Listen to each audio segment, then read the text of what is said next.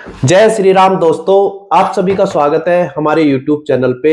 आज की वीडियो में हम बात करेंगे, अगर आप यमुना में इन्वेस्ट करने की सोच रहे हैं तो एक इस तरह की प्रॉपर्टी है जिसके बारे में काफी लोग जानना चाहते हैं। काफी हमें कॉल आते हैं, मैसेज आते हैं कि किसान कोटा आबादी जो प्लॉट है उनके बारे में वीडियो बनाइए, उनके बारे में बताइए क्या उन प्लॉटों को खरीदा जा सकता है या किस तरीके से अगर हम उन्हें खरीदें, उनमें इन्वेस्ट करें तो किस तरीके से करें, क्योंकि सस्ती प्रॉपर्टी देखने के चक्कर में लोग किसान कोटे के बारे में जानना चाहते हैं। तो आज की वीडियो में हम बात करेंगे डिटेल से 7% किसान कोटा आबादी प्लॉट के बारे में। पहले मैं थोड़ा सा बता देता हूं आपको कि ये किस तरीके के प्लॉट होते हैं। देखिए, जब कोई भी अथॉरिटी यहाँ पे, चाहे वो ग्रेटर नोएडा अथॉरिटी हो, आपकी यमुना एक्सप्रेसवे अथॉरिटी हो या आपका नोएडा अथॉरिटी हो, तो सभी जो भी अथॉरिटी जमीन एक्वायर करती है वो उसके बदले में उनको पैसा भी देती है किसानों को जब उनकी जमीन लेती है, और उसके साथ साथ उनको प्लॉट भी देती है। जैसे कि नोएडा में ये 5% आबादी प्लॉट के नाम से किसानों को दिए गए थे। उसके बाद ग्रेटर नोएडा में ये 6% किसान कोटा आबादी के नाम पे प्लॉट दिए गए थे, और यमुना में ये 7% किसान कोटा आबादी के नाम पे ये प्लॉट दिए गए। ये प्लॉट जो होते हैं ये विलेज आबादी से लगे हुए और जो सेक्टर के प्लॉट है उनसे लगे हुए इस तरीके से प्लॉट होते हैं। इन प्लॉटों में आप कॉमर्शियल वर्क भी कर सकते हैं और रेजिडेंशियल वर्क भी कर सकते हैं। ये एक तरीके से सेमी कॉमर्शियल प्लॉट बोले जाते हैं। तो इसमें आप दोनों ही काम कर सकते हैं, क्योंकि ये प्लॉट किसानों को इसलिए दिए जाते हैं कि वो रह भी सके इसमें और आने वाले टाइम में अपना कोई भी कॉमर्शियल वर्क जो है वो भी इसमें कर सके। तो इसलिए ये प्लॉट थोड़े ज्यादा चर्चा में रहते हैं। जो कोई कॉमर्शियल वर्क करना चाहते हैं तो वो ये प्लॉट खरीदने के लिए ज्यादा इंटरेस्टेड होते हैं। आपको ये प्लॉट नोएडा में रजिस्टर देखने के लिए मिलेंगे, जिसमें कि अगर रजिस्ट्री पहले किसान के नाम पे हो गई है तो उसके बाद ट्रांसफर हो जाता है अथॉरिटी में और उसके बाद रजिस्ट्री हो जाती है। तो ये नोएडा में आपको रजिस्टर्ड प्लॉट देखने के लिए मिलेंगे। ग्रेटर नोएडा में भी आपको मोस्टली जगह पे रजिस्टर्ड ही प्लॉट देखने के लिए मिलेंगे। आप अगर ग्रेटर नोएडा में प्लॉट परचेज करते हैं तो आपको पहले अथॉरिटी में ट्रांसफर है, उसके बाद आपकी रजिस्ट्रार ऑफिस में रजिस्ट्री हो जाती है। यानी कि बिल्कुल पक्का काम हो जाता है अगर आप नोएडा या ग्रेटर नोएडा में ये प्लॉट खरीदते हैं। आते हैं हम यमुना अथॉरिटी के 7% जो किसान कोटा आबादी के प्लॉट है, वहां पे मात्र एक ही सेक्टर ऐसा है, सेक्टर 25, जहां पे आपको कुछ प्लॉट रजिस्टर देखने के लिए मिल सकते हैं, जिसमें कि प्रॉपर पहले किसान की रजिस्ट्री हो गई है। वो प्लॉट, कुछ ही प्लॉट आपको देखने के लिए मिलेंगे। बाकी कुछ प्लॉटों में अभी प्रोसेस चल रहा है कि पहले किसान की रजिस्ट्री हो रही है या कुछों में अभी नहीं हो रही है। इस तरीके के सेक्टर 25 एक देखने के लिए मिलेगा। बाकी और जो सेक्टर है, चाहे आपका सेक्टर 18 है, सेक्टर 20 है, सेक्टर 17 है या सेक्टर 22 है, कोई भी सेक्टर है, या इंडस्ट्रियल सेक्टर 28 है, 29 है, 32 है, 33 है, कोई भी सेक्टर हो, वहां पे आपको कोई भी रजिस्टर्ड प्लॉट देखने के लिए नहीं मिलेगा। इसका एक रीजन है कि अभी वहां पे कोई भी डेवलपमेंट नहीं हुआ है। डेवलपमेंट होने के बाद जब प्लॉट मौके पे लग जाता है तब यमुना एक्सप्रेसवे अथॉरिटी पहली उसकी रजिस्ट्री करती है, यानी कि लीज डीड होती है फर्स्ट वो किसान के नाम पे। तो अगर आप ये प्लॉट यमुना एक्सप्रेसवे अथॉरिटी के किसी भी सेक्टर में खरीदना चाहते हैं तो वहां पे आपको यहाँ एग्रीमेंट टू सेल होता है, रजिस्ट्रार ऑफिस में 2% का स्टाम्प लगता है और आपका एग्रीमेंट टू सेल होता है, और आपकी वहां पे जिससे आप खरीद रहे हैं वो आपके नाम पे वसीयत कर देते हैं। अगर कल को वो एक्सपायर हो जाते हैं, कोई प्रॉब्लम हो जाती है, तो वो वसीयत करके जाते हैं, रजिस्टर्ड वसीयत हो जाती है। इसमें पहले GPA general power of attorney भी हो जाया करती थी, मगर कुछ टाइम पहले गाजियाबाद और गौतम बुद्ध नगर में GPA general power of attorney को बैन कर दिया गया था किसी कारणवश। तो अभी ये सुविधा नहीं है कि जीपीए की जो सुविधा है, चाहे वो आप गौतम बुद्ध नगर में कोई भी प्रॉपर्टी अगर खरीदते हैं तो आपकी जीपीए अब नहीं होती है। अब इसमें खाली एग्रीमेंट टू सेल होता है और आपकी वसीयत होती है। यानी कि एक तरीके से पक्का काम नहीं होता है कि एग्रीमेंट हुआ है और वसीयत हुई है। जैसे कि ग्रेटर नोएडा में और नोएडा में आपका ट्रांसफर हो जाता है और रजिस्ट्री हो जाती है, वो एक तरीके से पक्का काम हो गया। आपका ट्रांसफर भी हो गया, ट्रांसफर फीस जमा करने के बाद, और आपको स्टाम्प ड्यूटी देके आपने रजिस्ट्री भी करा ली। तो ग्रेटर नोएडा में अगर आप ये प्लॉट लेते हैं तो बिल्कुल सेफ है, किसी तरह की कोई दिक्कत नहीं। काफी लोग पूछते हैं कि ये किसानों के प्लॉट है, क्या इनको हम खरीद सकते हैं? जी हाँ, सेम प्रोसेस है। जिस तरीके से अथॉरिटी के प्लॉट अलॉट होते हैं उनको खरीदा जाता है, सेम उसी तरीके से नोएडा और ग्रेटर नोएडा में इन प्लॉटों को खरीदा जाता है। मगर यमुना में प्लॉट मौके पे ना होने के कारण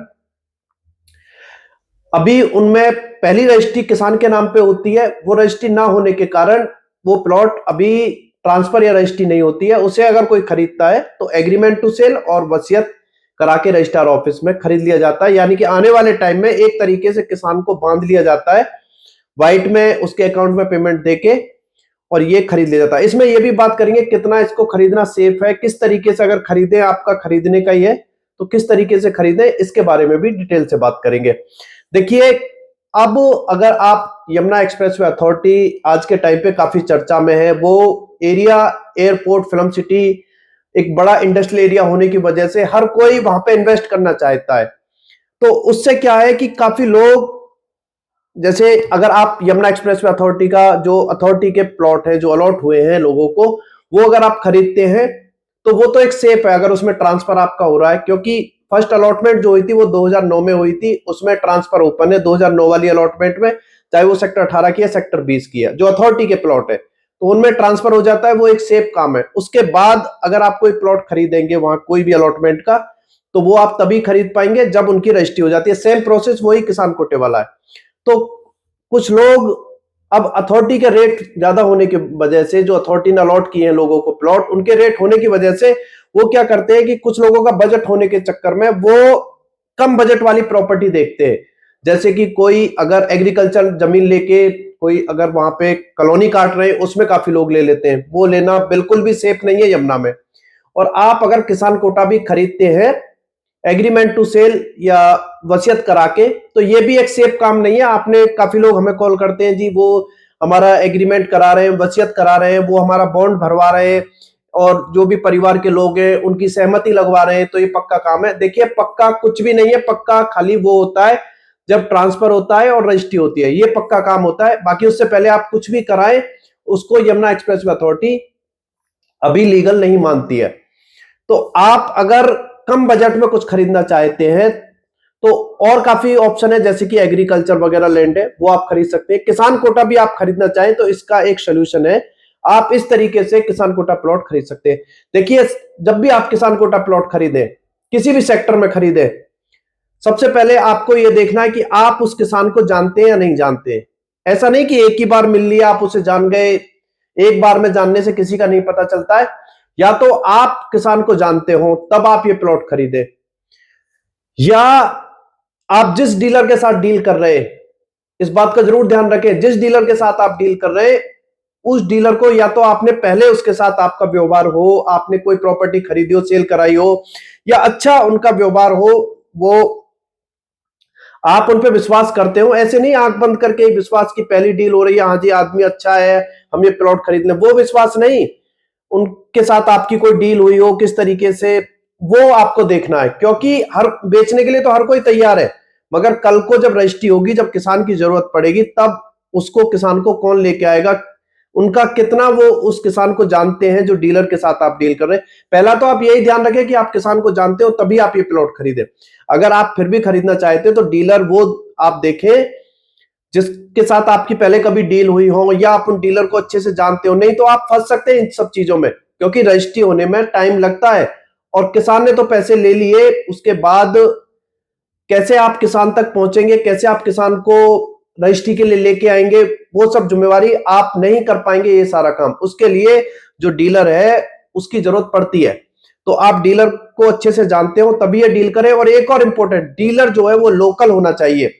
अगर बाहर बैठे हुए लोग जैसे कि नोएडा या दिल्ली या ग्रेटर नोएडा में बैठे हुए लोग ये डील कर रहे हैं, अब वो कितना वहां से लोकल है कितना, क्योंकि कई बार क्या होता है कि आप जिस एरिया में रहते हैं मोस्टली लोगों को आप जानते हैं, उनके व्यवहार को आप पहचानते हैं कि वो किस तरीके के आदमी है, उनके बच्चे किस तरीके के हैं, वो सब उस पर डिपेंड करता है। ऐसा नहीं है कि हर कोई आदमी बेईमान है, आप ये नहीं कह सकते कि सभी लोग जैसे कहते हैं पांचों उंगलियां बराबर नहीं होती, उसी तरीके से हर कोई बेईमान नहीं है, ना ही हर कोई बेईमानी करेगा, क्योंकि इसमें भी इतना नहीं है कि आप बिल्कुल ही बेईमानी कर लें। आपने रजिस्टर्ड एग्रीमेंट किया है, आपने वसीयत की है, आपने व्हाइट में अकाउंट में पैसे लिए, ऐसा नहीं है कि बिल्कुल इसमें किसान की चलेगी अगर वो मुकरता है तो।